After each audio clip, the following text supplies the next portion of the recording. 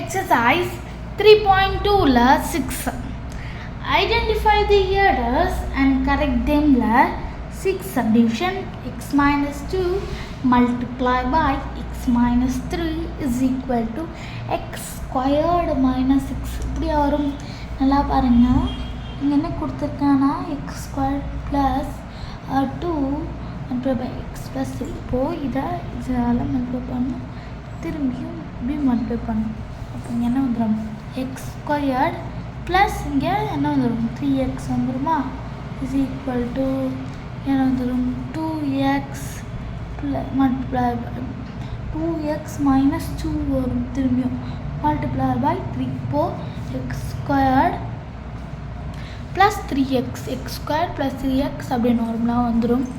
x squared plus 3x minus 2 minus 2 into இந்த 2 நான் அப்படியே வச்சிருக்கிறேன். இதை மல்டிப்ளை பண்ணுறப்போ minus 6.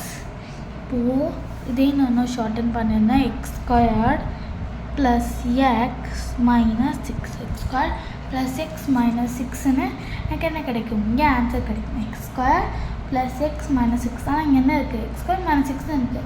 நடுவில் ஒரு ப்ளஸ் போட்டு எக்ஸ் போடணும். வராதனால தான் இது என்னது ராங்கு. ஏன்னா அங்கே நம்ம கண்டிப்பாக ப்ளஸ் போட்டே ஆகணும்.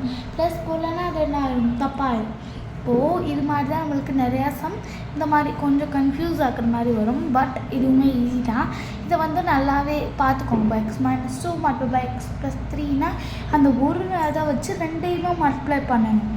ஒரு இதை வச்சு ரெண்டுமே மல்டிப்ளை பண்ணி பண்ணதில் நம்ம டக்குன்னு என்ன பண்ணுவோம்? எக்ஸ் எக்ஸ் மல்டிப்ளை பண்ணால் எக்ஸ் ஸ்கொயர்டு ப்ளஸ் இந்த மைனஸ் அப்போ minus 3 2s are 6 அப்படின்னு போட்டு எழுதிடுவோம். ஆனால் அப்படி எழுதக்கூடாது. இந்த மாதிரி நம்ம ஃபில் பண்ணிக்கோங்க.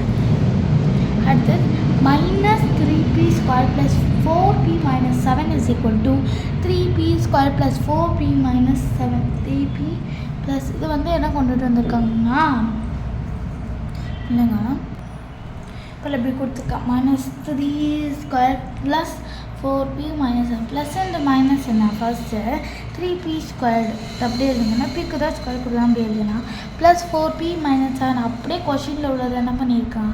இந்த ப்ராக்கெட் மட்டும் போட்டு வெளியில் கொடுத்துருக்கான். அவன் கொடுத்துருக்கிறதுலாம் கரெக்டாக. ஆனால் இங்கே ப்ளஸ் இன்ட்டு மைனஸ் என்ன? Plus into minus minus. இப்போ ஸோ இங்கே மைனஸ் வரணும் தானே.